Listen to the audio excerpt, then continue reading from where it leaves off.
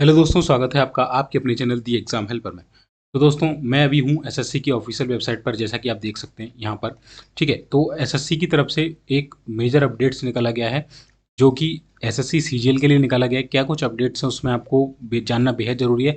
जिन लोगों ने फॉर्म भर दिए हैं उनके लिए भी जानना बेहद ज़रूरी है, और जिन लोगों ने अभी तक फॉर्म नहीं भरे हैं उनके लिए अच्छा मौका है कि अभी तक फॉर्म नहीं भरे थे। जिनने भर दिए हैं, अगर वो करेक्शन करना चाहें तो इसमें करेक्शन कर सकते हैं। ठीक है, आफ्टर जब करेक्शन विंडो ओपन होगी तब। तो क्या कुछ करेक्शन है, चलिए आपको बताता हूँ। तो आप देख सकते हैं 25 जून की डेट में यहाँ पर कॉरिजेंडम निकाला हुआ है to the notice of combined graduate level examination.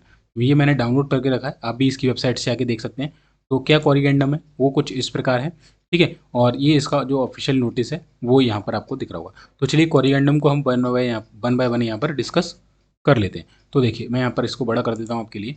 तो देखिए, ये आप देख सकते हैं यहाँ से लिखा हुआ है कि क्या कुछ इसमें कॉरिएंडर में आपके बदलाव किए गए हैं, आपको यहाँ से विजिबल हो रहा होगा। ठीक है, चलिए मैं इसको इस साइड ले लेता हूँ। ये देखिए, तो यहाँ पर आप देखिए, ये combined graduate level examination 2025 corrigendum, यानी इसमें कुछ संशोधन किए गए हैं, वो आपको यहाँ पर बताए गए हैं।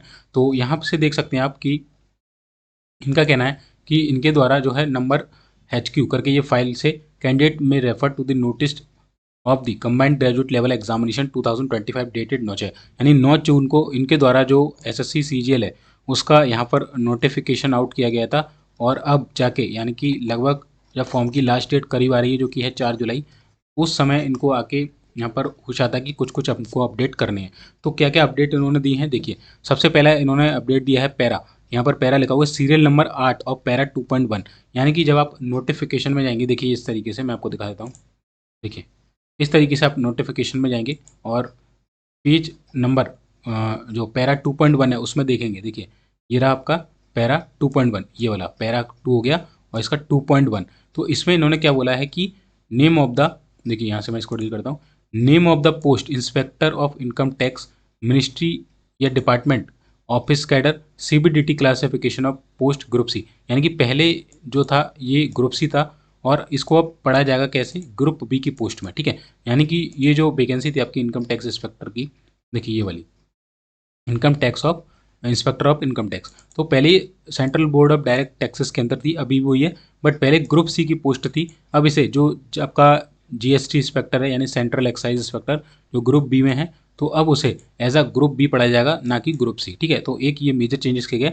तो मैंने आपको नोटिफिकेशन का सहारा लेके बताया कि किस तरीके से आपको चेक करना। अब मैं डायरेक्ट आपको इसमें बताऊंगा। ठीक है, नोटिफिकेशन से आप इस तरीके से इसको करेक्ट कर सकते हैं ऐसे पढ़ के। तो चलिए देखिए, सेकंड जो हमारा चेंजेस है वो क्या है। देखिए, फर्स्ट चेंजेस तो मैंने बता दिया आपको क्या हो गया, कि जो इनकम टैक्स की पोस्ट थी पहले ग्रुप सी थी, अब उसे ग्रुप बी बोला गया है। यानी कि आपका लेवल बढ़ जाएगा अब, और सैलरी वही मिलेगी, बट यह है कि यहाँ पर आपका जो पावर है वो थोड़ा इंक्रीज हो जाएगा।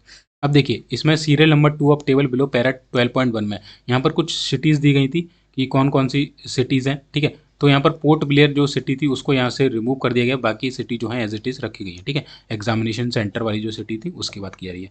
ठीक है, चलिए अब नेक्स्ट जो तीसरा यहाँ पर करेक्शन किया गया है, वो जो लोग जूनियर स्टैटिस्टिकल ऑफिसर जो फॉर्म इसमें वैकेंसी होती है उसका अलग से आपको वहाँ पर चेक बॉक्स पर क्लिक करना होता है कि अगर आप इसका फॉर्म भरना चाहते हैं तो उस पर क्लिक कीजिए।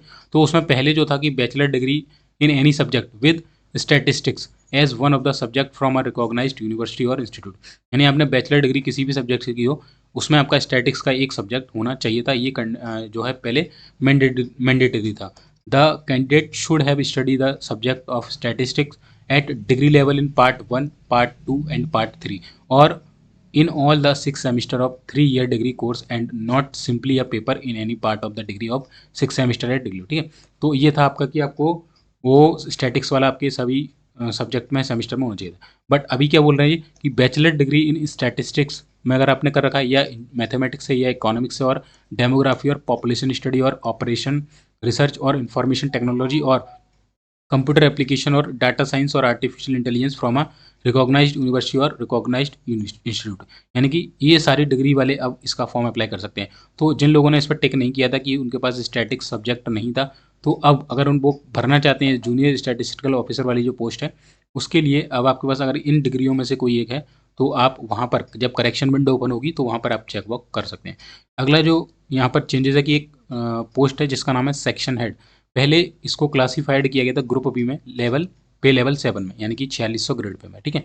और अभी इसको क्या कर दिया गया है कि इसको 4200 ग्रेड पे में कर दिया गया है लेवल 6 में, ठीक है। ग्रुप बी रहेगा, ग्रुप बी में कोई चेंज नहीं है, बट लेवल इसका चेंज कर दिया गया, यानी कि आपको जो सैलरी है वो कम मिलेगी। सेक्शन हेड करके ये पोस्ट थी, सीरियल नंबर 16 पैरा 2.1 में ही आपको यहाँ पर मिल जाएगी, ठीक है। मैं अभी आपको दिखा देता हूँ कि किस तरीके से उसमें है, ठीक है। और लास्ट में लिखा गया है कि the other terms and condition of the notice dated 5/6/2025 shall remain unchanged, ठीक है। तो बाकी की जो सारी डिटेल्स है वो अनचेंज रहेगी।